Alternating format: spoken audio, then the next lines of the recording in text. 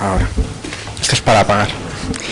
Bien, buenos días a todos. No quisiera desaprovechar la ocasión de agradecer la oportunidad que se le brinda a una institución joven como la nuestra, la Universidad de Distancia de Madrid y Udine, de poder compartir, aunque sea una mañana, con ponentes de tantísima categoría, en una serie de temáticas que son de nuestra especial interés. La Universidad de Distancia de Madrid es una universidad basada en las nuevas tecnologías de la información y de la comunicación, y por tanto todo este discernimiento del que se ha hablado aquí, creo, en ocasiones anteriores en torno a qué es lo importante y lo que no, o la mediación entre los generadores de conocimiento y los que desean acceder a él, esa desaparición de intermediarios en la información y también de referentes visibles muchas veces en la creación cultural, es de nuestro especial interés.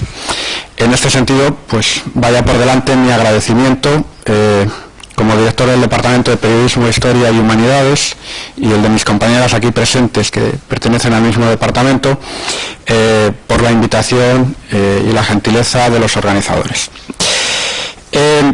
La mesa redonda que tengo el privilegio de moderar va a versar en torno a los desafíos de la edición en el mundo hispánico. Los tiempos son bastante ajustados. Voy a tratar de ser, en la medida de lo posible, lo menos inmoderado que pueda ser un moderador, y voy a pasar a dar la palabra a cada uno de los ponentes tras una más que escueta presentación, porque probablemente su prestigio les precede y lo que nos interesa fundamentalmente es lo que nos puedan decir hoy. En primer lugar, va a tomar la palabra el profesor Ramón Villares, a mi izquierda, catedrático de Historia Contemporánea de la Universidad de Santiago de Compostela, institución en la que ha ocupado el cargo de rector entre los años 90 y 94. Desde el año 2006 es miembro de número de la Real Academia Galega y presidente del Consejo de Cultura Galega. Autor de una veintena de libros. Desde 2007 codirige con Josep Fontana la colección Historia de España en la editorial Crítica, en la que ha publicado recientemente el volumen séptimo referido a la restauración y la dictadura. Tiene la palabra el profesor Villares. Muchas gracias.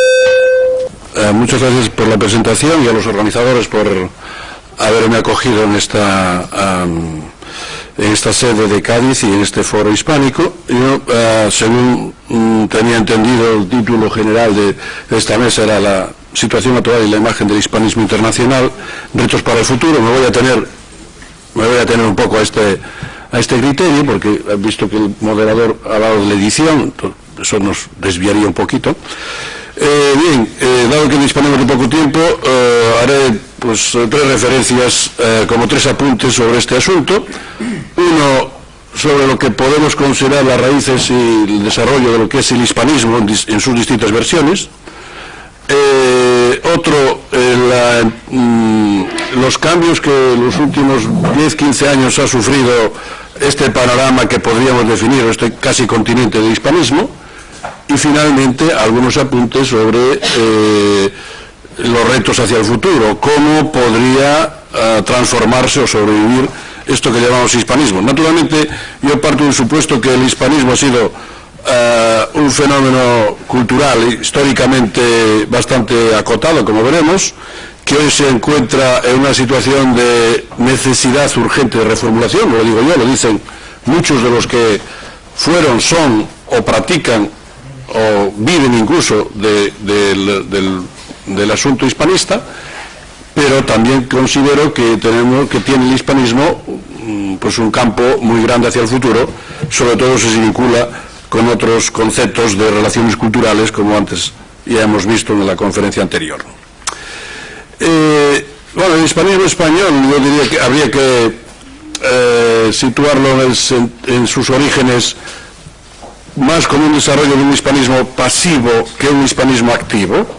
Es decir, que el hispanismo ha sido atribuido más a miradas exteriores o miradas de otros que no a proyección de la imagen de España hacia el exterior.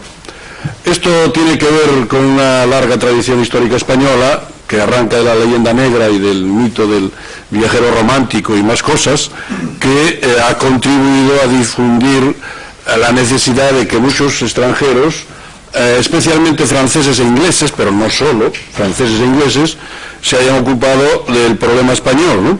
Este hispanismo, que yo considero que es un hispanismo, se puede definir como pasivo, es el que hoy está más en causa. Creo que ya está a punto de terminar. Hace poco se celebró en la Embajada Española en Londres un homenaje a uno de los considerados maestros de hispanistas, como es el historiador Raymond Carr, y allí Eliot, que es otro gran hispanista, o Paul Preston, otro hispanista importante, reconocían, a la vez que lo denominaban como hispanista de hispanistas, quizás sea excesiva la definición, reconocían que esto estaba en una situación, pues, no diría terminal, pero que habría que repensar mucho la posición, la tradición de los estudios hispanistas dentro de la Universidad Inglesa, en la idea que la había defendido, entre otros, Raymond Carr. Sea por los efectos de la leyenda negra, sea por los efectos, como he dicho antes, del mito romántico, tanto en Francia como en Inglaterra, el hispanismo ha florecido, especialmente desde fines del siglo XIX y durante gran parte del siglo XX. Hay que recordar algunas figuras hispanistas muy importantes, una que fue la que creó, o la que difundió el propio término hispanist, que fue, según creo, Morel Fatio, profesor de la Universidad de Burdeos y maestro de muchos hispanistas franceses. A partir de ahí hubo una floración de hispanistas franceses, como saben, muy importantes. Traería a colación sobre todo la figura de Marcel Bataillon, porque creo que representó uno de los puntos culminantes del interés de la cultura francesa por la cultura española. Y en el campo del Reino Unido y del mundo anglosajón en general, no solo del Reino Unido, es evidente que ha sido la guerra civil el asunto que ha concentrado más miradas y más interés sobre España. Antes de la guerra civil ese interés era relativamente escaso, y fue Gerald Brennan, como se sabe, el gran autor que, digamos, que abrió las compuertas al interés por parte de los asuntos españoles a muchos académicos y periodistas británicos.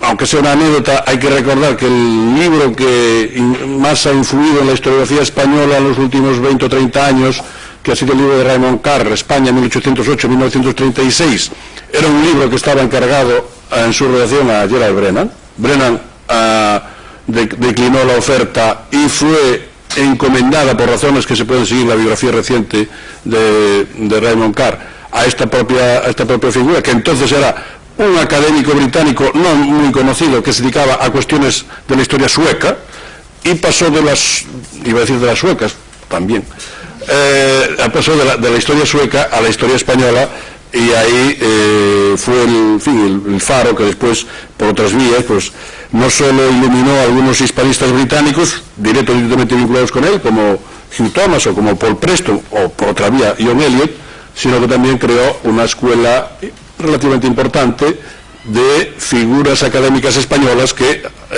se especializaron, y no solo españolas, argentinas, portuguesas, que se especializaron con Raymond Carr en Oxford.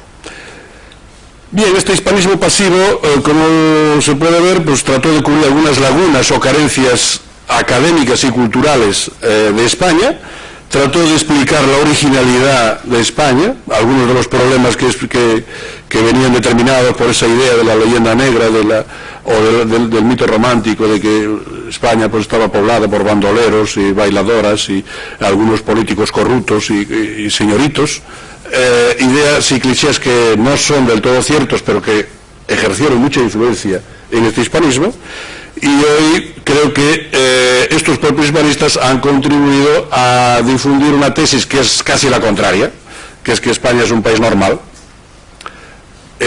aunque le suene raro que diga esto, pero sí, el mensaje de la escuela de Raymond Carr es justamente ese, que España es un país normal, que España pues que se puede homologar desde el punto de vista europeo, y por lo tanto, si es un país normal, se puede estudiar como cualquier otro país del mundo, pero no tiene sentido esa especificidad del hispanismo como búsqueda de aquella originalidad, de aquella malformación histórica que supuestamente tendría España. un segundo hispanismo, que es el que creo que nos interesa más ahora, que es lo que podríamos llamar un hispanismo activo, y es el hispanismo que es fruto de la decisión de la cultura española de crear una imagen propia de España hacia afuera y de transmitir esa imagen a otros países. Durante mucho tiempo este hispanismo realmente fue solo hispanoamericanismo y no fue realmente hispanismo. Es decir, que fue una suerte de búsqueda de la identidad o de complementar la identidad española abatida por la crisis del 98, la pérdida de las colonias y todo esto, tratando de crear un programa cultural para América, especialmente centrado en Argentina, pero no solo en Argentina.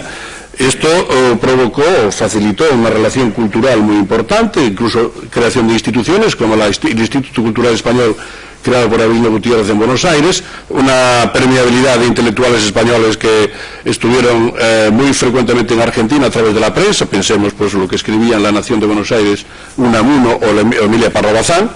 Pensemos en la influencia enorme que ejerció José Ortega y Gasset en la cultura argentina en los años 20 y 30, especialmente a través de algunos grupos culturales argentinos, como lo que podríamos denominar el Grupo Sur, es decir, el Grupo Sur dirigido por Vittorio Campo. Esto, hasta la Guerra Civil, constituyó, por tanto, no solo en Argentina, en Uruguay, en México, una propuesta de presencia de la madre patria o de evolución de algunos valores de la madre patria a América, que tuvo, pues, en algunos casos buena aceptación, en otros casos provocó también rechazos, provocó conflictos a veces en torno a la lengua, por ejemplo los conflictos de académicos americanos o colombianos, sobre todo, con académicos españoles, o conflictos en torno al modelo cultural que se debía seguir, sí, resaltar los valores heredados de la madre patria, digamos, o los valores provocados o derivados de las sociedades indígenas americanas, el nativismo, en fin, todo este movimiento de recuperación que en México, en Brasil, aunque Brasil no tiene que ver con el hispanismo, pero luego diré algo sobre ello, podían aportar. De modo que hasta la Guerra Civil el hispanismo realmente fue como una suerte de proyecto cultural solo de modo hispanoamericano y como una búsqueda de una alternativa a la flaqueza de la cultura española, o una particular flaqueza de la cultura española aquí. El exilio y la Guerra Civil y el exilio cambiaron algo esto, y cambiaron el hispanoamericanismo de modo que incorporaron muchos exiliados a México, por ejemplo, Argentina, Uruguay, en fin, Colombia, especialmente a Santo Domingo, y estos exiliados desarrollaron o fueron el principio de un nuevo modo de construir una parte de la cultura española en el exterior a través de su herencia republicana.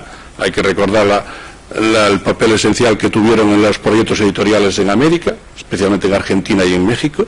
En Argentina fundando casi toda la industria editorial argentina está fundada por exiliados republicanos o por por directivos de empresas españolas que se quedaron en la Argentina. Ejemplo Gonzalo Losada, ejemplo López de Ausás, ejemplo Merli, Joan Merli. Es decir, que crearon sellos editoriales como MC, como Losada, como Sudamericana, como Nova, etcétera, que forman parte de la más brillante historia de la edición argentina en lengua española desde el año 36 hasta el año 50 más o menos. Y en México la participación de los exiliados, como supongo les habrá contado ya el profesor Díaz Canedo, yo no pude asistir a la conferencia, incluso en la propia aparición de Fondo de Cultura, fue muy importante.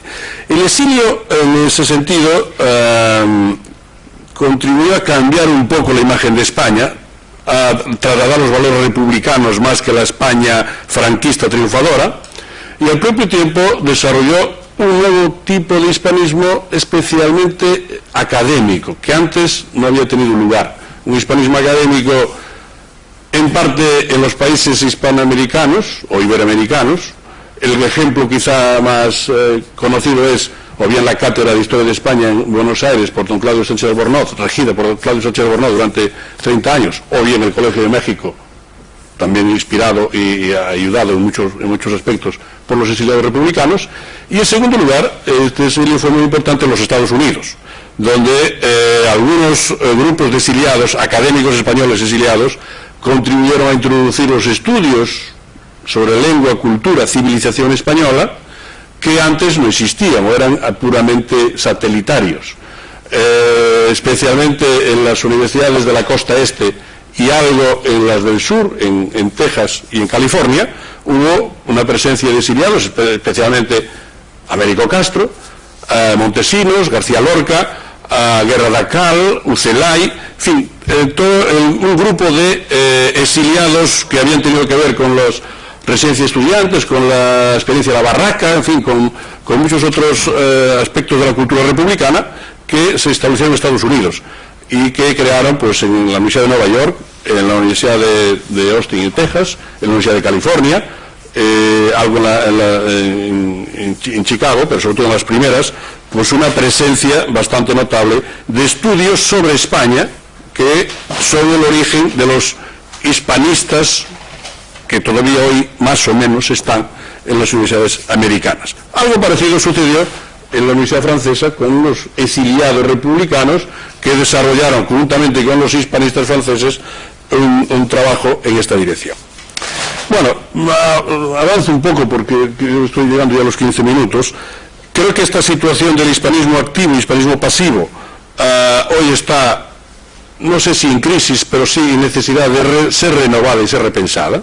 El hispanismo pasivo que ha perdido parte de su razón de ser, ya lo he dicho antes, y el hispanismo activo ha cambiado en los años 90 de una forma bastante sustancial, en buena medida por las políticas culturales españolas en materia sobre todo de presencia económica, de inversión exterior en Iberoamérica, que esto creo que ha fomentado y por otra parte ha cambiado la propia imagen de España en América, en Sudamérica, de una forma decisiva. Es evidente que, en fin, que toda la política española económica a través de la inversión del campo energético, el campo comunicacional, en fin, estamos viviendo estos días un ejemplo bastante evidente de todo el conflicto con Argentina y Repsol YPF, demuestra que ahí ha habido una presencia económica muy importante, pero que también hay un problema. Y este problema es una de las cuestiones que creo que hoy hay que gestionar de la forma más inteligente posible. Pero hace 10 años ya un diplomático chileno decía de una forma bastante precisa, aunque aparentemente informal: cada vez que prendo la luz, llamo por teléfono, hago efectivo un cheque o tomo un vaso de agua, estoy poniendo dinero en los bolsillos de alguien en Madrid. Creo que no se puede decir de forma más precisa y más directa. Es decir, que así como ha habido una oportunidad para entrar en la globalización para el capitalismo español a través de las masivas inversiones en América, ha habido también un surgimiento de un rechazo, lo cual pone en discusión todo el discurso hispanista, madre patria, hispanoamericanismo, que venía, incluso de los exiliados, que venía desde los años 10, años 20 y años 30. La respuesta a esto por parte de España pues ha sido, creo que bastante sólida, especialmente en el ámbito de la lengua. Hay que recordar que han nacido desde fines del siglo XX el movimiento de las academias de americanas conectadas con la española. Los congresos de la lengua española son el ejemplo más evidente de este esfuerzo por mantener un imaginario unido. Hay aquí como una suerte de mala conciencia a lo Nebrija, podemos decir, y que debe ser compensada, combatida y revisada, y no sé si la previsión o esta sarcástica apreciación del diplomático chileno del año 2000 podrá ser o no podrá ser revisada, o podrá ser o no admitida por los propios sudamericanos. Eso no me corresponde a mí hacerlo. En todo caso, creo que esto nos plantea algunos retos para el futuro. El reto más importante es revisar el propio concepto de hispanismo. Los propios hispanistas, especialmente en Estados Unidos, están bastante enfrascados en este debate ya desde fines de los años 90 sobre si hay que pensar un nuevo hispanismo, un neohispanismo, otra fórmula que permita mantener los estudios sobre lengua, cultura española en América. Hay algunos que sostienen que debe evitarse el problema fundamental, y el problema fundamental es que el hispanismo ha servido en buena medida de prolongación del nacionalismo filológico español, es decir, de fomentar, lo cual en relaciones exteriores es bastante frecuente, estas relaciones exteriores basadas sobre todo en la industria de la lengua, y la lengua, en este caso castellana o española, como elemento esencial. Hay autores, y yo creo que hay que tenerlos en cuenta, que sostienen que se debe pensar más en una concepción iberista o ibérica o de estudios ibéricos e incluir al portugués y la lengua portuguesa y la cultura portuguesa, especialmente por Brasil, en este proceso de repensar, reflexionar sobre el futuro del hispanismo. Porque, claro, aquí, sobre todo hace unos años, se nos ha llenado la boca de lo bien que iba España, de lo muy importante que eran las inversiones en América, de que en Estados Unidos 40, 50, no sé cuántos millones de personas estaban hablando español, de que Brasil ya prácticamente se hacía un estado que hablaba, una población que hablaba español. Nada de eso es cierto, ni nada de eso dejaría de ser cierto si se actúa de una forma sensata. Es decir, que eso es verdad, pero no con la verdad que desde los bolsillos de Madrid no saben lo que pasa con el agua, con la luz, con el teléfono, en Chile, en Santiago de Chile, en Buenos Aires, en México, o en Venezuela, o en otros lugares. De modo que creo que aquí se abre una oportunidad, y con esto acabo, que es la que en parte abogan muchos estudios que están haciendo tanto en el caso español como en el caso portugués, bien el Instituto Cervantes o la Fundación La Caixa o Telefónica, bien en el caso portugués el Banco Espíritu Santo o el Instituto Universitario de Lisboa, en torno al valor económico de la lengua. Ha habido incluso reuniones entre ellos.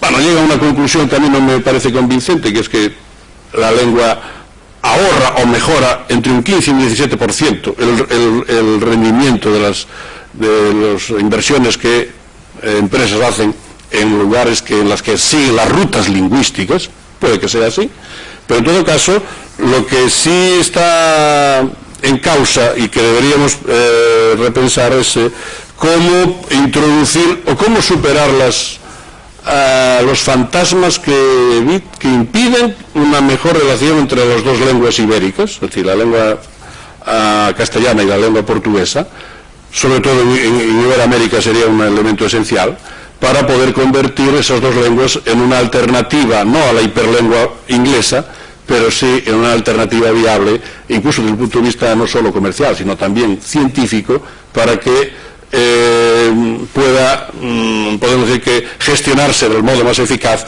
este recurso milenario que tenemos de dos lenguas, y les hablo desde Galicia, donde, en fin, es la cuna del portugués y en parte, no del español naturalmente, no del castellano, pero en fin, tenemos una sólida incluso literatura en castellano, también en gallego, y en una parte de la portuguesa no podríamos decir que no sea ajena, de modo que con esa, digamos, entre comillas, autoridad que me da ser de la esquina superior del nordeste de la península ibérica, pero el estar vinculado a los grandes comunidades lingüísticas y literarias, creo que tendríamos que ir por esta vía y poner fin a lo que hace 100 años un agudo periodista catalán llamado Gaziel, hablando a propósito de Maragall y otras cosas, del Maragall abuelo, decía que se estaba imponiendo la biología idiomática como pauta de relación entre los pueblos. ¿Quién iba a pensar lo que 10 o 15 años antes don Marcelino Méndez Pelayo en Madrid, en una inauguración, el estreno, mejor dicho, de una obra de teatro de Guimerá, hablaba en catalán en el patio de butacas, para asombro de muchos de los periodistas madrileños que allí estaban presentes? Y don Marcelino hablaba catalán. 10 o 15 años más tarde, quizá ya no era posible, cuando vino la estela de don Ramón Menéndez Pidal y puso las cosas en otro sitio, de las que creo que habrá que algún día retirarlas parcialmente. Gracias.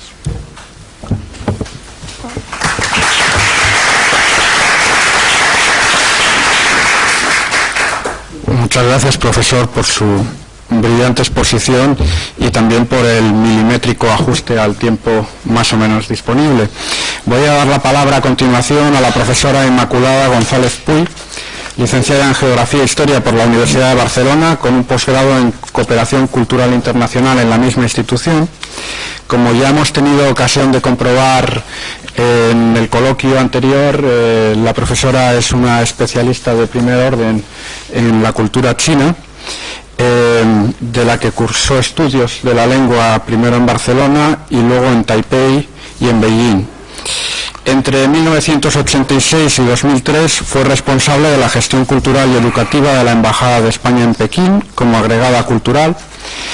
Entre 2003 y 2005 ejerció la dirección de seminarios y conferencias de Casa Asia en Barcelona y en enero de 2005 regresó nuevamente a Pekín para desarrollar la estrategia de implantación del Instituto Cervantes en la República Popular de China.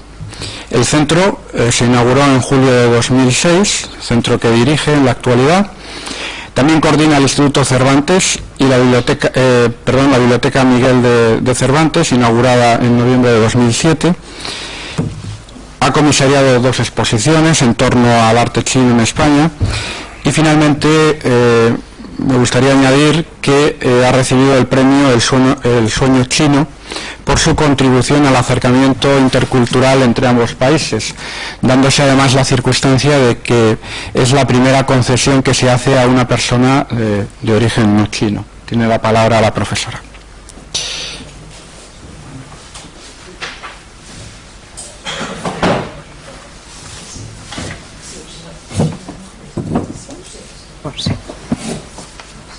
Sí, ¿no? Vale, perfecto. Bueno, muchas gracias por la invitación tan amable. De verdad que agradezco muchísimo a la Unión de Editoriales Universales Españoles de la Universidad de Cádiz por organizar estas jornadas y por invitar al Instituto Cervantes a que represento en estos momentos, aunque vengo desde Pekín y no de Madrid en este caso. Bien, voy a intentar ser breve, aunque realmente es que hablar de hispanismo en China es bastante complicado. Es un país que se está desarrollando a una velocidad tremenda y los cambios que han ocurrido pues, de 50 años a esta parte pues, son realmente fundamentales, ¿no? Para poder entender lo que está pasando ahí.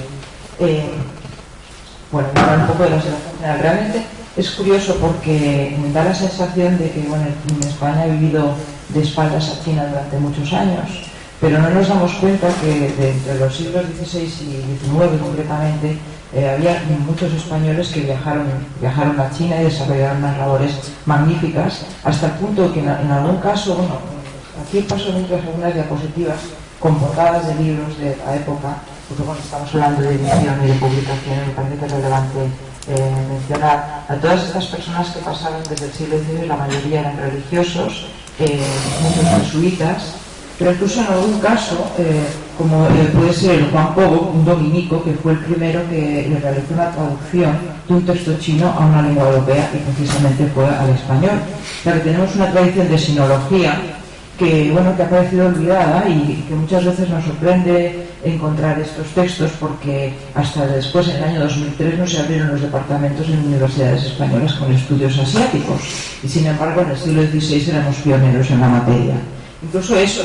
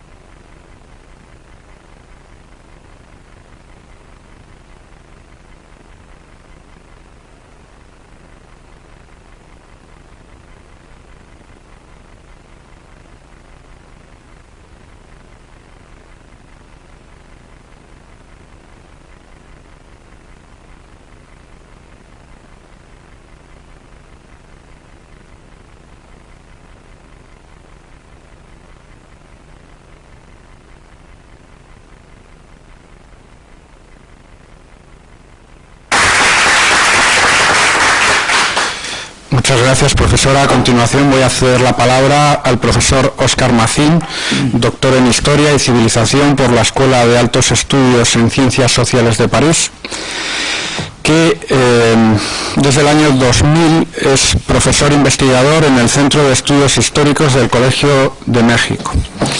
Dirige además la revista Historia Mexicana y ha desarrollado sus trabajos especialmente en dos campos: la Iglesia y la sociedad en la Nueva España y la inserción de esta última en el Imperio Español de los siglos XVI a XVIII. Tiene la palabra el profesor.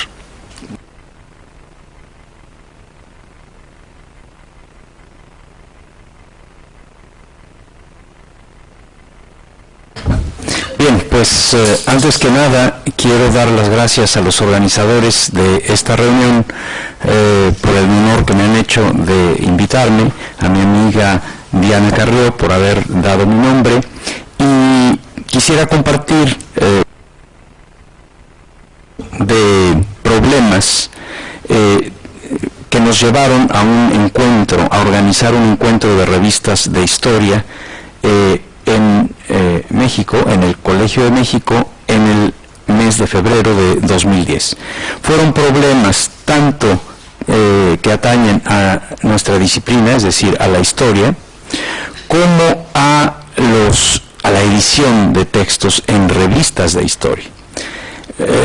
Los problemas que presenta nuestra disciplina básicamente se refieren a un muy bajo nivel de interconexión entre las distintas historias nacionales, y luego una serie de problemas que atañen a la edición, a saber qué textos tienen autoridad, qué idiomas tienen más autoridad para transmitir el conocimiento histórico, cómo recuperar la autoridad de un artículo en una revista de historia.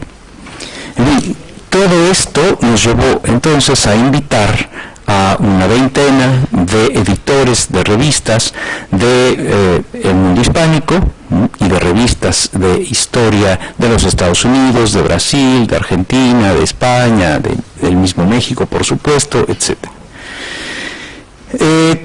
A lo largo de las sesiones verificamos una serie de circunstancias vigentes no solamente en México, sino en el mundo iberoamericano y tal vez más allá. Primero, que las currícula de los historiadores suelen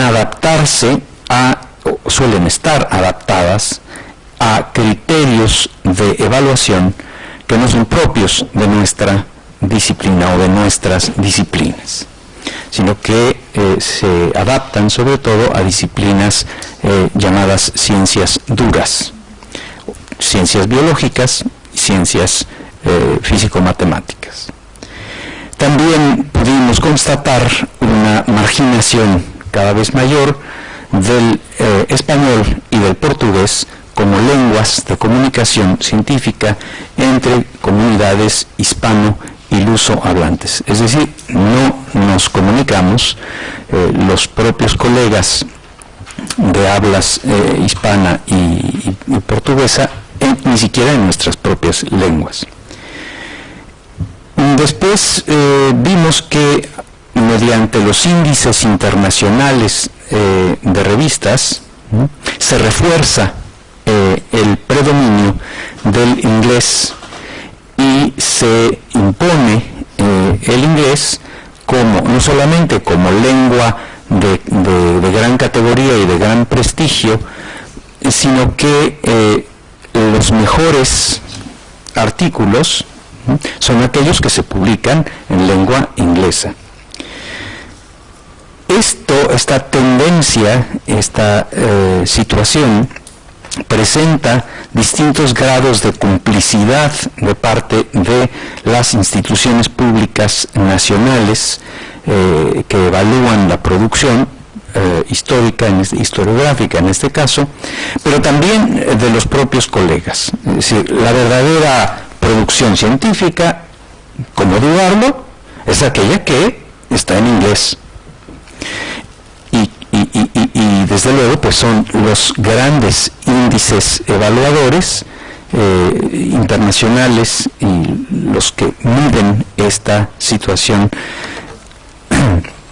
Para llevar esto un poco más de una manera sistemática, antes y después del encuentro de revistas de historia del que estoy hablando, tuvimos que hacer una serie de análisis de citas de revistas prestigiosas en esos índices internacionales para corroborar un predominio muy importante de artículos de calidad inferior a buenos artículos o mejores artículos en revistas que, por no tener una circulación en inglés o por no estar evaluadas en los grandes índices internacionales que privilegian la lengua inglesa, resulta que no aparecen evaluados en los índices internacionales. Por otro lado,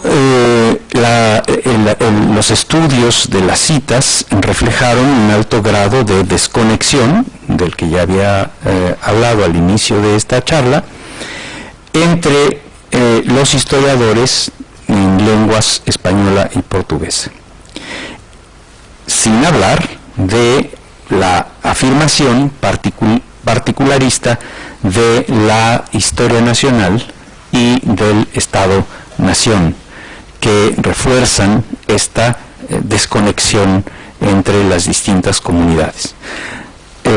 Esto presenta, sin embargo, y afortunadamente, una situación paradójica, dado que en los últimos 15 años, sobre todo, se corrobora una historiografía reciente, revisionista, que se da cuenta de esta situación de gran dinamismo y que está dispuesta a romper los límites de la historia o de las historias nacionales ceñidas por sus propios organismos públicos en los respectivos estados-nación, y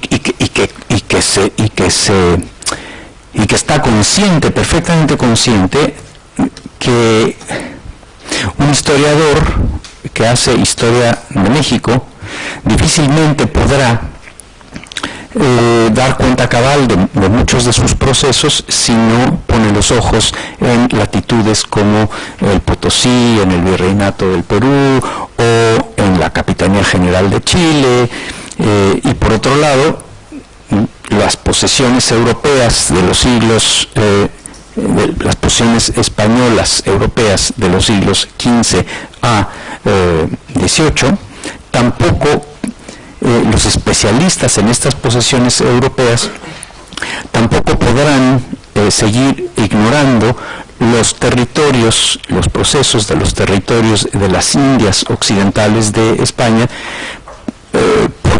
por decir simplemente que, no, eso que se ocupen de ello los americanistas, ¿no? Para eso están los americanistas. No se puede, ¿no? Y cada vez menos.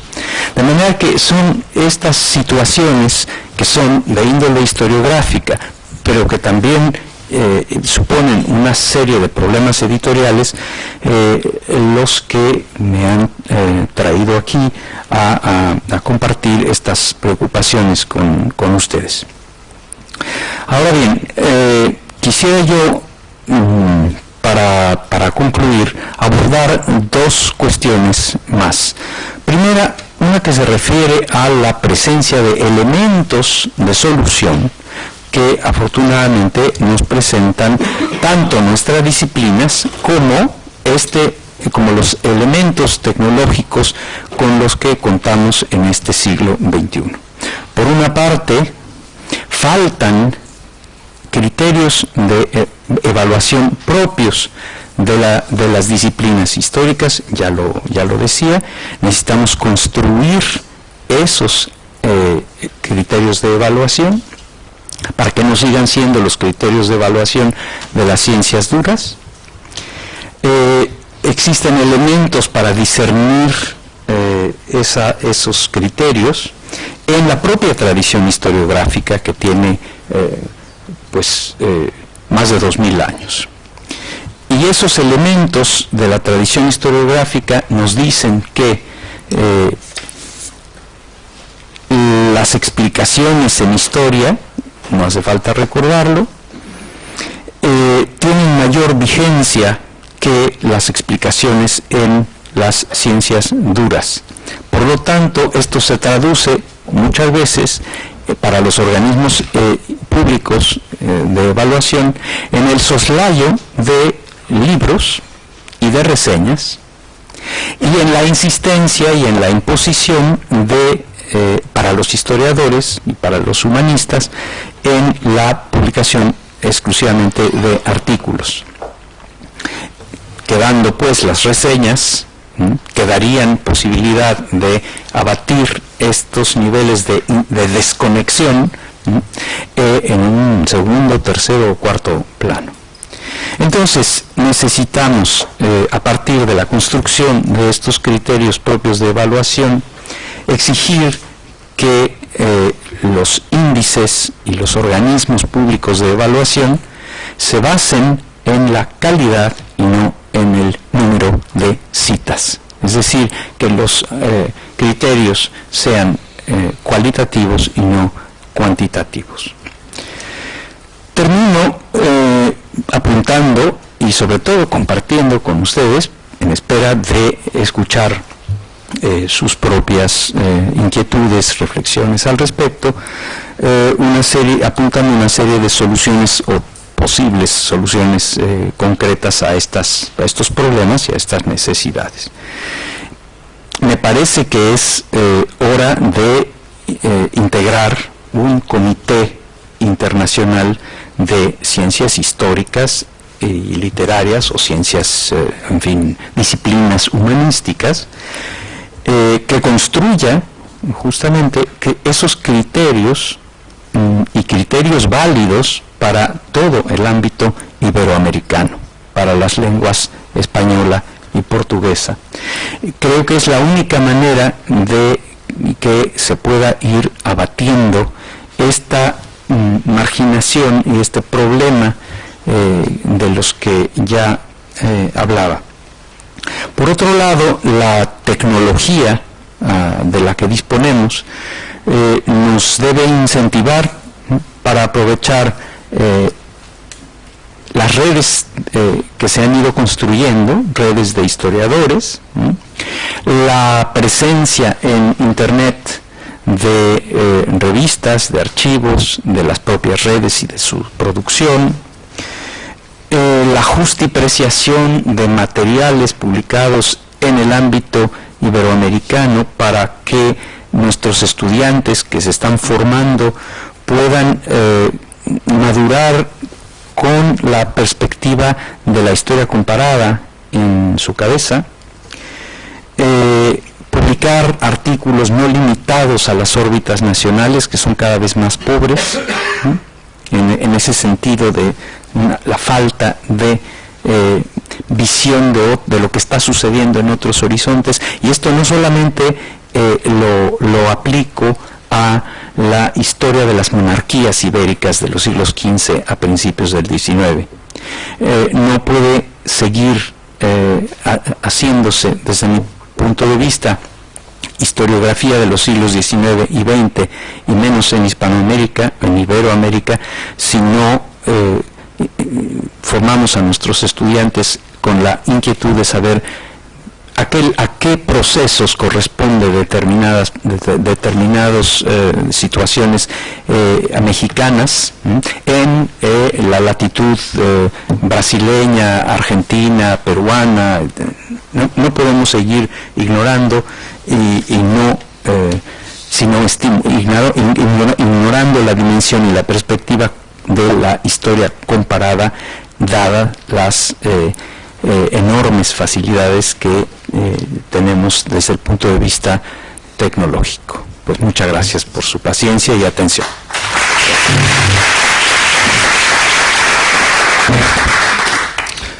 Muchas gracias, profesor. Vamos a continuar con el profesor Tomás Pérez Bejo, que ha sido docente en diferentes universidades, tanto americanas como europeas, y actualmente es profesor investigador en la Escuela Nacional de Antropología e Historia de México.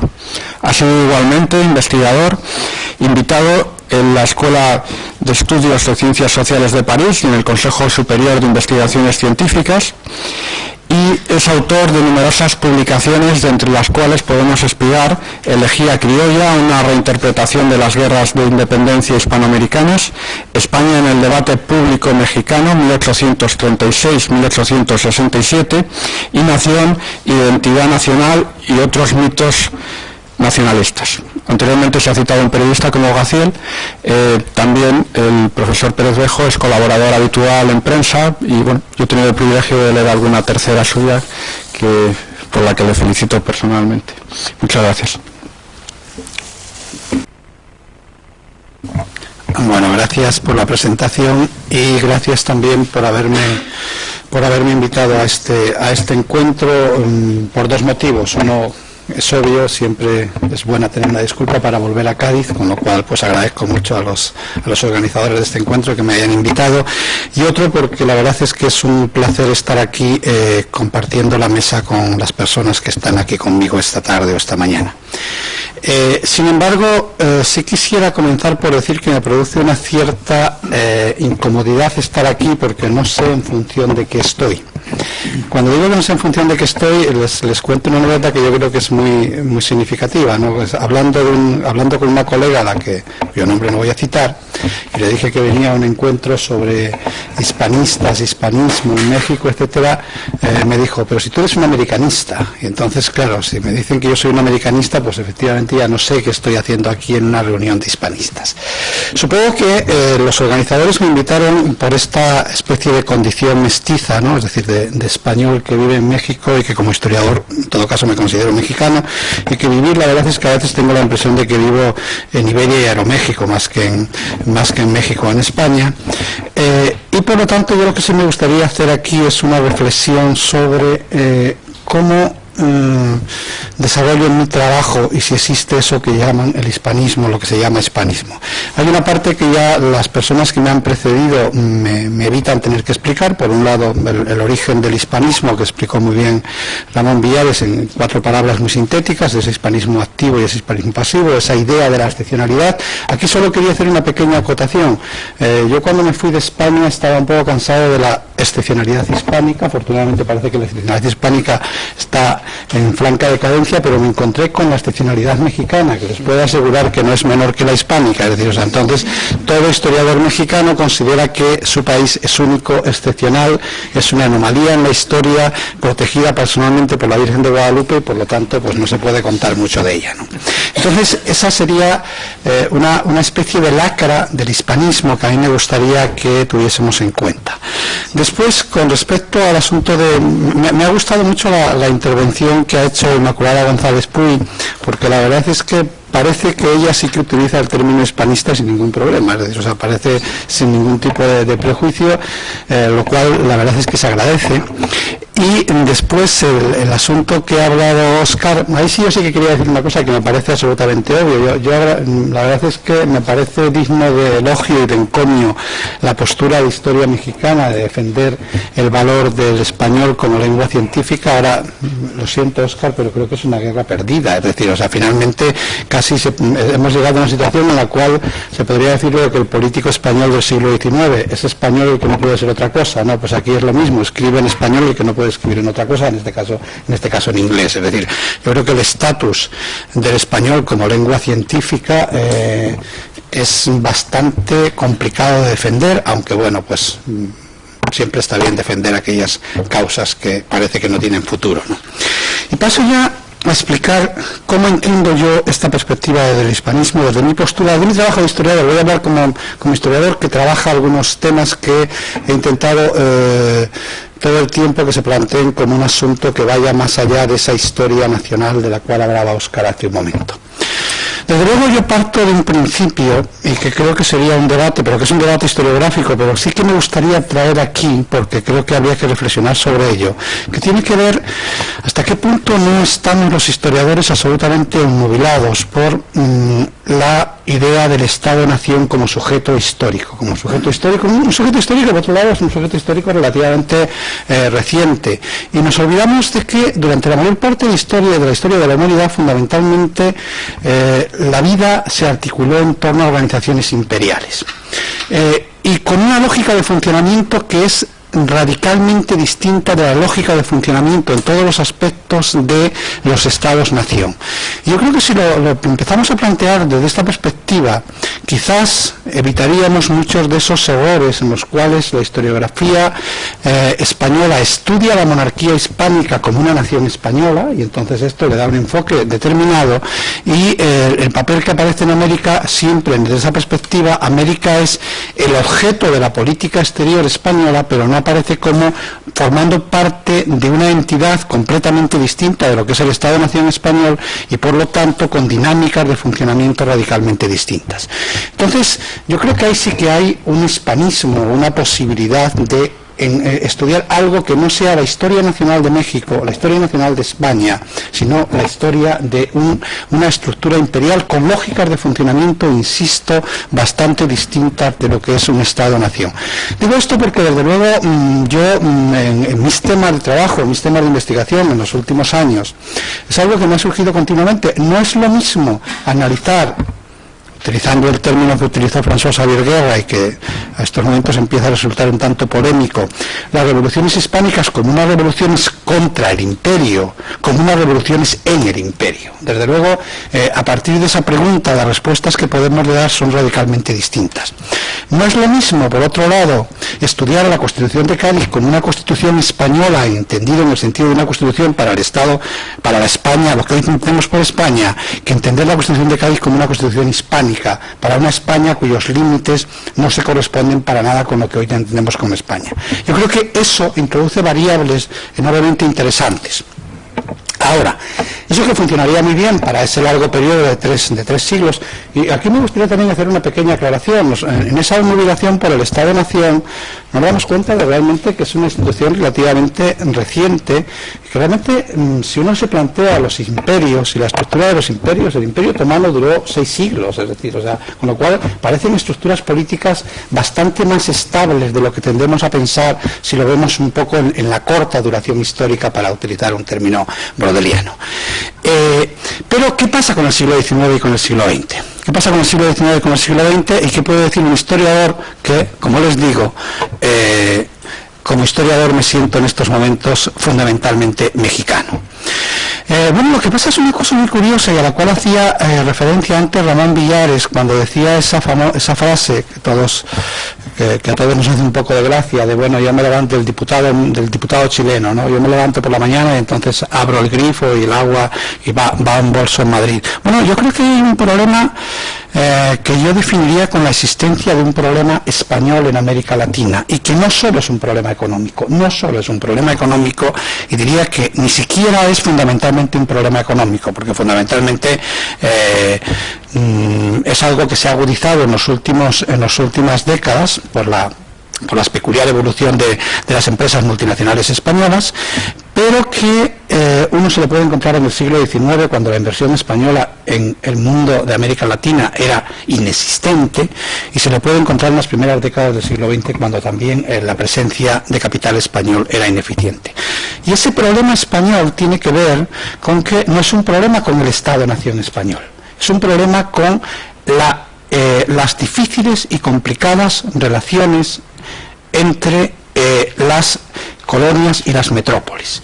Más complicadas todavía en el caso del mundo hispánico, porque no nos olvidemos de una cosa que es fundamental. Hasta las últimas décadas, y posiblemente hasta el desarrollo de unas ciertas pulsiones indigenistas que han estado latentes en parte de los procesos de construcción nacional en América Latina, fundamentalmente han consistido en que Las élites que hacen la independencia son los descendientes culturales y en muchos casos biológicos de los antiguos conquistadores y colonizadores. Y eso genera un problema particularmente difícil de resolver. Y eso solo se resuelve en un análisis global. No se resuelve haciendo historia de México o historia de Argentina o historia de España. Se resuelve únicamente enmarcándolo en ese contexto hispánico. Por lo tanto, volviendo al título de esta mesa, que son los retos para el futuro, la situación y la imagen del hispanismo internacional, retos para el futuro. Yo creo que uno de los retos para el futuro es que seamos capaces de construir un marco de análisis que desborde los marcos del Estado-nación tradicional si soy tan optimista como Óscar, pero yo no soy tan optimista como Óscar, seamos capaces de construir un mundo científico en el campo de la historia, que es el que, ya digo, el que yo puedo hablar, en el cual los puntos de referencia no tengan por qué ser necesarios, no tengan que pasar necesariamente por lo que se publica en inglés, pero como digo que soy pesimista a este respecto, me temo que la hoja parroquial de Ohio va a seguir teniendo más importancia para el currículum que lo que se publique en historia mexicana. Muchas gracias.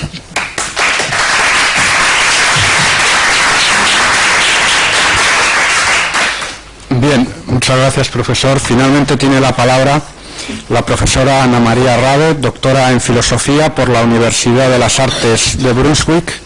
Es profesora en las Universidades de Arte de Berlín y de Halle. Pertenece a proyectos de investigación del Consejo Superior de Investigaciones Científicas y ha investigado fundamentalmente temas centrales como son las concepciones filosóficas y artísticas del espacio, tiempo y memoria. De entre sus amplias publicaciones destaca especialmente el libro editado en 3 lenguas, español, catalán y alemán, Las artes en la época del espacio. Tiene la palabra para cerrar la mesa la profesora. Bueno, muchas gracias. Antes de nada, quiero dar las gracias a la organización, a la Unión de Editoriales Universitarias Españolas y a la Universidad de Cádiz por haberme invitado y a Mario Pernola por haber dado mi nombre. Y es un gusto estar aquí con ustedes. Yo les voy a hablar del caso específico de la recepción, ¿se me oye? De la recepción de filósofos españoles, filósofos y filósofas españoles y españolas en Alemania. Y quiero empezar presentando brevemente el caso específico de Ortega y Gasset y su recepción en Alemania. Luego voy a hablar un poco de la presencia de filósofos españoles y hispanoamericanos en obras traducidas en Alemania y finalmente pronunciar algunas o bastantes carencias y retos para el futuro. Empiezo con la recepción de Ortega en Alemania. La primera publicación de Ortega en alemán fue uno de sus primeros trabajos filosóficos, El tema de nuestro tiempo, que fue publicado en 1928 bajo el título Die Aufgabe unserer Zeit, en una traducción de Helene Wein en la editorial Neue Schweizer Rundschau. El tema de esta publicación correspondía con la tendencia general de la filosofía de la época, que se oponía más bien a una orientación racionalista del pensamiento. En tal marco encajaba bien un libro que se ocupaba del fenómeno primitivo de la historia y del sentimiento vital y que describía la vida histórica como convivencia. Lo que también interesaba en Alemania era la crítica de Ortega a la apatía de la época con respecto a la política y el arte. El interés del público alemán se refleja en la segunda edición que apareció en 1930-31 en la Deutsche Verlagsanstalt y que tuvo hasta el año 1943 una tirada total de 10.000 ejemplares. Tras la Segunda Guerra Mundial se imprimieron en 1952 una tirada total de 10.000 ejemplares.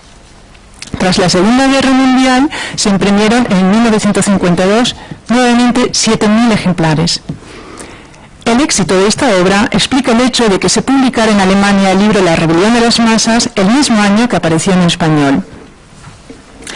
Podemos decir, en 1930, podemos decir que con esta obra, La rebelión de las masas, Ortega se hizo famoso a nivel internacional, pues el fenómeno de la masa fue, por aquella época, no solo objeto de estudio sociológico y filosófico, sino también un tema que interesaba a un público en general. Voy a saltar un poco unas cifras que tengo de las diferentes ediciones y tiradas porque me tengo que ajustar al tiempo y bueno, les presento solamente la cifra final de este de esta obra de tanto éxito en Alemania. Sumando, sale tras la Segunda Guerra Mundial una edición de La Rebelión de las Masas, una edición total de 55.200 ejemplares en Alemania. Pero si contamos todos los ejemplares que aparecieron desde 1930, hacen en total 75.200. Pero esta cifra solo se refiere a la edición en tapa dura de La Rebelión de las Masas. En el año 1956 se publicó en la editorial Rowohlt del Taschenbuch Verlag una edición de bolsillo que tuvo hasta 1984 29 reimpresiones y que alcanzó una tirada total de 264.000 ejemplares. Con 75.200 ejemplares de tapa dura y 264.000 ejemplares de bolsillo impresos entre 1930 y 1984, podemos decir que La Rebelión de las Masas alcanzó en Alemania un éxito de venta verdaderamente descomunal. Un éxito tan grande, desde luego, queda fuera del alcance de los deseos y los sueños de los autores de filosofía de hoy. En general, Ortega tuvo en Alemania una recepción importante.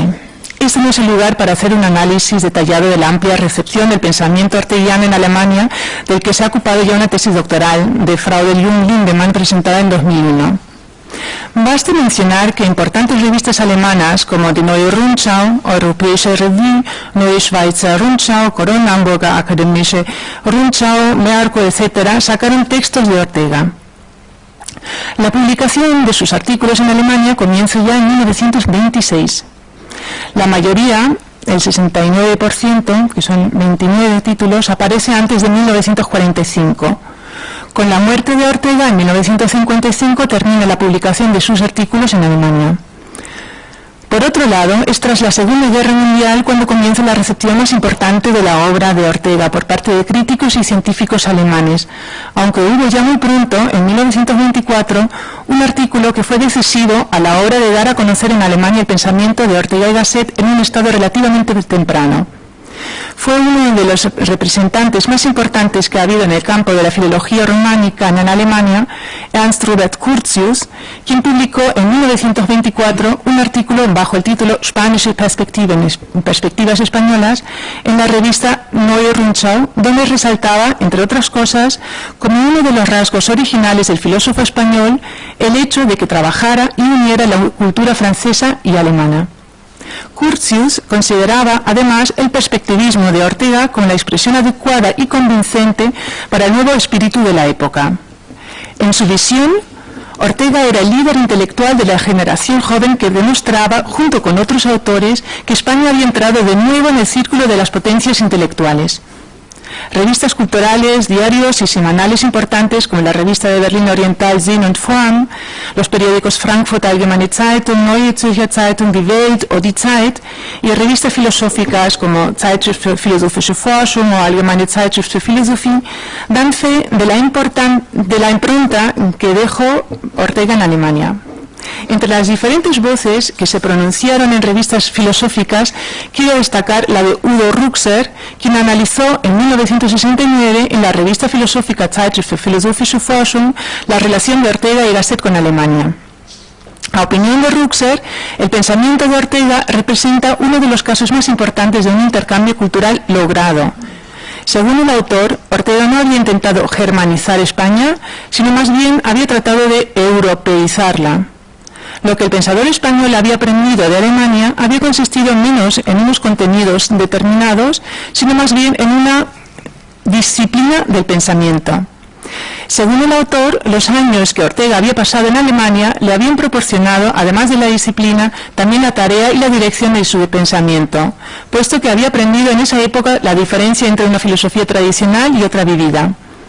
A su vez, Ortega tiene, a opinión de Ruckser, una importancia para Alemania que consiste, primero, en que fue uno de los primeros pensadores que había contribuido a superar el idealismo y continuado el pensamiento de Dilthey mediante la doctrina de la razón histórica que Ruckser consideraba como una contribución para la nueva antropología.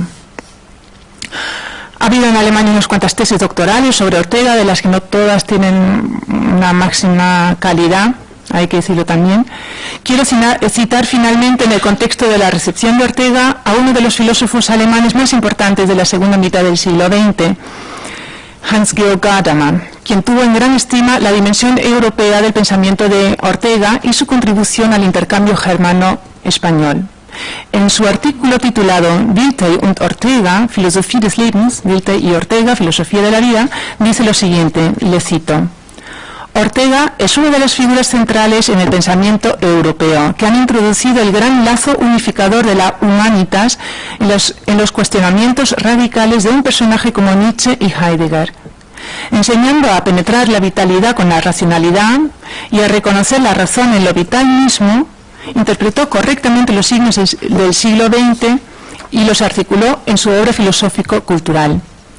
Si Europa se pregunta hoy por sus tareas bajo unas constelaciones nuevas en el siglo que se está hundiendo y por su posibilidad de conservarse a sí misma, será valioso para nosotros un administrador tan universal de la tradición histórica a la que pertenecemos como es Dilthey, y asimismo el europeo Ortega, que inspiró en el conjunto del pensamiento histórico europeo. Fin de la cita. Paso al siguiente punto, la presencia de filósofos españoles e hispanoamericanos en Alemania en obras traducidas.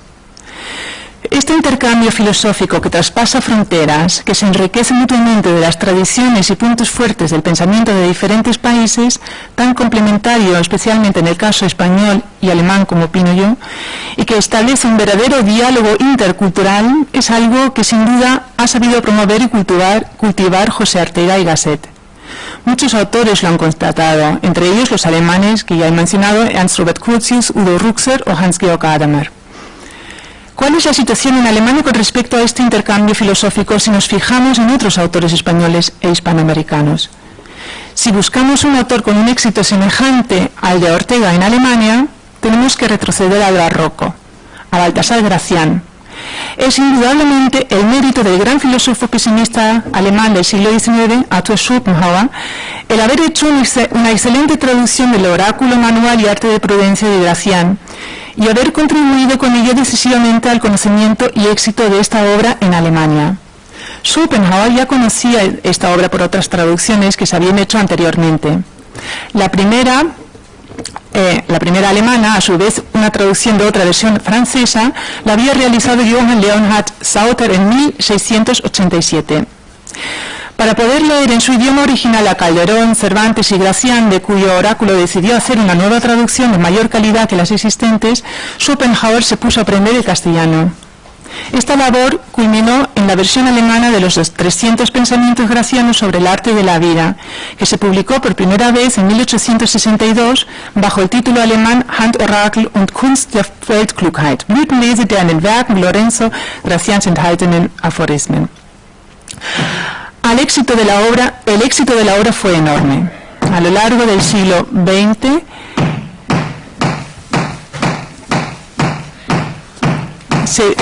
¿sigo hablando? No.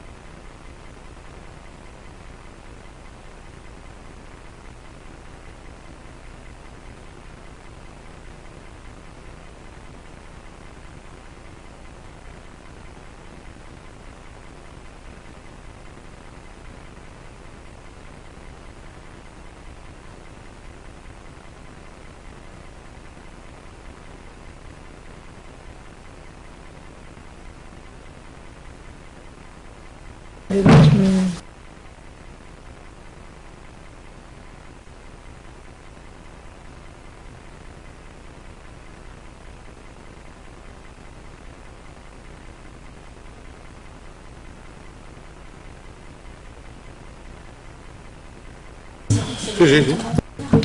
A ver, ¿ha vuelto? No. A ver, ¿se oye? Sí. Vale. Por esta interrupción, viva el intercambio cultural. A lo largo del siglo XX se siguió reeditando año tras año el oráculo manual en la traducción schopenhaueriana, algo que no ha parado hasta el día de hoy. Por otro lado, hay que admitir que hasta hace relativamente poco no había apenas otra obra graciana traducida al alemán. Del Criticón no se hizo una buena traducción hasta el año 2004. El Discreto se tradujo por primera vez en 1996 y el mismo año salió en alemán El Héroe. A pesar de las pocas traducciones al alemán que hubo de la obra de Gracián hasta hace poco, el autor barroco interesó ya en el pasado a otros filósofos alemanes importantes, y a bastantes. A filósofos que tomaron como Schopenhauer sus pensamientos y escritos como una riquísima fuente de inspiración objeto de estudios. La tradición llega hasta el siglo XVI, donde Christian Thomasius, filósofo y jurista, precursor de la Ilustración temprana en Alemania, hace una traducción del oráculo. Entre ellos, hay que mencionar en la segunda mitad del siglo XIX a Friedrich Nietzsche, quien dijo en 1884 de Gracián que Europa no había producido nunca nada más fino y complicado en cuestiones morales. En la primera mitad del siglo XX es el filósofo Walter Benjamin quien adopta a Gracián como uno de los precursores más importantes del pensamiento pesimista y lo estima uno de los más dignos representantes del barroco intelectual. En su libro El origen del drama barroco alemán de 1928, Gracián tiene una presencia muy importante, tanto explícita como implícita. Entre los filósofos alemanes de las últimas décadas que se han inspirado en Gracián está el gran filósofo de la metafodología, Hans Blumenberg, y en la actualidad el profesor Hannes Böhringer, uno de los ensayistas de mayor originalidad y más elaborado estilo propio que hay en estos días en Alemania. Böhringer es también el que ha traducido junto con Elena Carvajal Díaz El Héroe al alemán. Sí,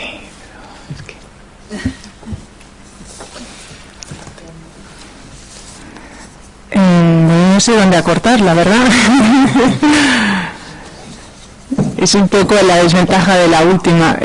Bueno, pues intento hacer un salto.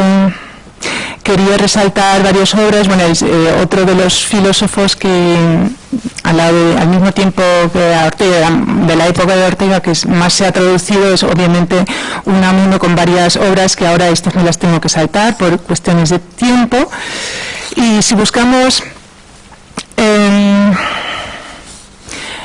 ahora, pasando ya del tema de Gracián, Ortega y Unamuno a versiones alemanas de los tres filósofos más importantes de la Escuela de Madrid, María Zambrano, José Gauss y Javier Zubiri, que fueron todos discípulos de Ortega, apenas encontramos traducciones. De la que más hay es de María Zambrano, de Gauss no hay nada, y de Zubiri una sola obra traducida. Entre los filósofos españoles e hispanoamericanos actuales hay muy pocos que están traducidos al alemán. Entre los pocos que hay resaltan el argentino-mexicano Enrique Dussel y el español Fernando Savater. Me voy a saltar también los títulos que había recogido, no simplemente resaltar que de Fernando Savater el libro que más éxito tiene es La ética para Amador, que ha tenido numerosas reediciones. Quisiera ahora hablar de la situación actual en Alemania y sobre todo de las carencias. En general podemos constatar que la presencia de la filosofía española e hispanoamericana actual es mínima hoy en día en Alemania. Encontramos pocas traducciones al alemán de obras filosóficas de autores españoles e hispanoamericanos. Enrique Dussel o Fernando de Savater son más bien una excepción. Al mismo tiempo hay apenas estudios sobre pensadores españoles e hispanoamericanos entre las publicaciones científicas alemanas, y si los hay, proceden en pocos casos de filósofos. Esta situación no solo refleja la ignorancia en Alemania respecto a la traducción filosófica de los países de habla castellana y de su riqueza y dinámica actual, también es una consecuencia del escaso conocimiento germano de la filosofía española e hispanoamericana. Aquí tenemos un círculo vicioso. Si no hay traducciones, no se puede pues conocer ni valorar lo que hay. Y los círculos académicos y científicos en Alemania no se van a interesar por una traducción filosófica cuyas obras no están traducidas al alemán y de la que hay escasos estudios en alemán. Pues a diferencia de los filósofos españoles e hispanoamericanos que al menos hasta hace 10 o 15 años estudiaban el alemán para poder leer a los filósofos alemanes en su idioma original y pasaban largas estancias en Alemania, no ha habido nunca ninguna tradición en Alemania de aprender el castellano para estudiar la filosofía española o hispanoamericana. Ha habido ciertamente excepciones, como el caso de Schopenhauer, con unas razones específicas, pero en general representan excepciones. Teniendo en cuenta esta situación, se explica, aunque no se justifique en absoluto, la inaudita experiencia de un investigador alemán especialista, entre otros temas, en la obra filosófica de José Ortega y Gasset. El investigador presentó el año pasado, ante la entidad financiadora más grande que hay en Alemania en el campo de la investigación, la Deutsche Forschungsgemeinschaft, DFG, un proyecto de investigación sobre la obra de los representantes más relevantes de esta escuela que acabo de mencionar antes, la Escuela de Madrid. El proyecto titulado La Escuela de Madrid y el exilio de 1939, para cuya realización se solicitaba una beca de investigación de 2 años en España, tenía como objetivo investigar la obra, en concreto la obra de Javier Zubiri, Zambrano, María Zambrano y José Gaos, y analizar los elementos centrales de la filosofía orteguiana que pueden encontrarse en la obra de estos pensadores. El objetivo general del proyecto era mostrar que en la filosofía española hubo una continuidad de pensamiento que la dictadura de Franco no pudo quebrar, aunque tuviera que realizarse en parte en el exilio latinoamericano, como ocurrió en el caso de Gaos y Zambrano. La DFG tardó casi un año en comunicarle al investigador su decisión final, a pesar de que los informes de 2 evaluadores externos que se requieren para la evaluación de estas solicitudes habían llegado ya unas pocas semanas después. Esta tardanza solo se explica de una manera. Los 2 informes habían sido muy positivos y habían recomendado con énfasis la financiación del proyecto. La DFG, sin embargo, no veía la relevancia que pudiera tener un estudio sobre una escuela filosófica española para la filosofía alemana. Esto significaba que la comisión de especialistas del DFG, que toma la decisión final, tenía que contradecir a los evaluadores externos que la DFG misma había buscado, algo que no ocurre casi nunca, hay prácticamente casi ningún caso así. Con permiso del investigador, cuya solicitud había sido rechazada, presento aquí los puntos esenciales de la argumentación de la comisión, y esto no me lo quiero saltar, lo siento, porque creo que tiene, verdad, una importancia. Cito con permiso, y no es nada confidente, es algo que puedo hacer. En la argumentación de la DFG dicen lo siguiente: el proyecto presentado en la solicitud se ocupa de un tema interesante e importante. Entre otras cosas, parece importante porque la situación de la filosofía española en el siglo XX es sintomática precisamente por estar partida entre fascismo y antifascismo. Los informes solicitados recomiendan la financiación del proyecto, indicando que explora una área de la historia europea del pensamiento que no se ha pisado hasta ahora en Alemania, y haciendo referencia a la intención intercultural del proyecto, la familiaridad del solicitante con los autores y textos a tratar que queda demostrada a través de las publicaciones anteriores, etcétera.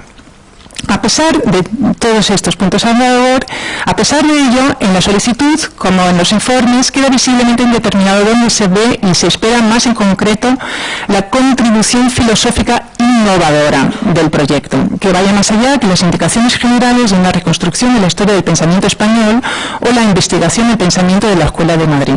¿Qué quiere decir reconstruir? A un pequeño salto y termine diciendo: tampoco parece tener mucho sentido dar a conocer los resultados en una monografía en alemán. Esto se interpondría en este caso más bien a su recepción. Sería claramente preferible una publicación en español o inglés. Este es el final de la argumentación. He presentado este caso para demostrar la necesidad urgente de las traducciones, los estudios en general de un rico e intenso intercambio filosófico que pase fronteras tanto geográficas como lingüísticas.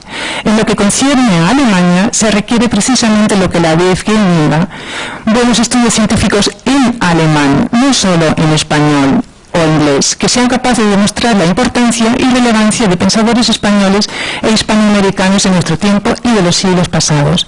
A la vez, es importante que se siga manteniendo en España e Hispanoamérica la tradición de estudiar el alemán para poder leer las obras filosóficas alemanes en su idioma original, algo que en España se está perdiendo cada vez más, con la dictadura de agencias evaluadoras que favorecen, como ha dicho ya mi compañero Inés aquí, que favorecen claramente el inglés y las publicaciones en revistas de impacto, estos índices, entre las que suelen ser las anglosajonas las que más cuentan. Bueno, me voy a saltar todo el final, simplemente resaltar estos retos que yo quería resaltar, que por un lado consiste en, por un lado, cultivar una conciencia y tener conciencia de la importancia no solamente de que haya traducciones, sino de una conciencia de la importancia de la calidad de las traducciones y lo que supone hacer una buena traducción. Y eso, desgraciadamente, incluso entre compañeros, a veces hay bastante falta de conciencia de ello. Hay también que resaltar en este contexto, por un lado, la exigencia máxima que requiere una buena traducción, precisamente en filosofía, que consiste no solamente en dominar perfectamente el idioma al que se traduce, sino también del que se traduce. Yo lo sé muy bien por propia experiencia, porque escribo y publico y traduzco en los dos idiomas, y doy clases de filosofía en España sobre filósofos alemanes y al revés. Y siempre empiezo media hora explicando a los estudiantes los errores de la traducción. Entonces, la discrepancia que hay entre la máxima cualificación que se exige de una buena traducción y el mínimo pago que reciben los especialistas en este campo, que es una cosa, yo creo, que bastante incomprensible. El otro reto era resaltar, pues, este deseo que ya ha salido en la exposición mía, la importancia de que se sigan con las iniciativas que fomentan el intercambio intercultural, que traspase fronteras no solo geográficas, también de idiomas. Hay desde luego casos como mis antiguos compañeros y todavía compañeros en el CSIC, donde realmente está al orden del día la colaboración y cooperación tanto con Alemania como con diferentes países de Latinoamérica, o como por ejemplo el caso de este investigador que he presentado, que está en estos momentos, a pesar de todo, preparando un congreso sobre la Escuela de Madrid y el exilio español en el Instituto Cervantes de Berlín, o yo misma que he organizado también en simposios germano-españoles, latinoamericanos, en los que he invitado a gente para que hablara cada uno en su idioma, y que han culminado en obras como las que se ha citado antes, en las que se recogen todas las ponencias en los tres idiomas, en español, en alemán y en este caso también en catalán. Bueno, simplemente quiero también resaltar y juntarme a lo que me ha dicho ya Óscar Macín, que yo aplaudo, y yo no sé si realmente es una cuestión de pesimismo o optimismo. Yo creo que es una cuestión de que no nos podemos callar, aunque quizás tenemos la batalla perdida, pero tenemos que por lo menos tener el derecho de pronunciar, que no nos tenemos que rendir ante las exigencias, la dictadura de las agencias evaluadoras, que parece que me están acatando otra vez, y seguir con nuestro empeño de este intercambio cultural. Muchísimas gracias por su atención.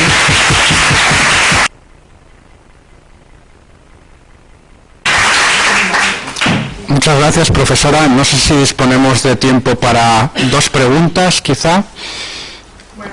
Una pregunta, por favor. Vamos a algo fuera de hora. ¿Alguien tiene alguna pregunta, por favor? Bien, pues no habiendo ninguna pregunta, cerramos la mesa redonda agradeciendo a todos los participantes las intervenciones. Muchas gracias.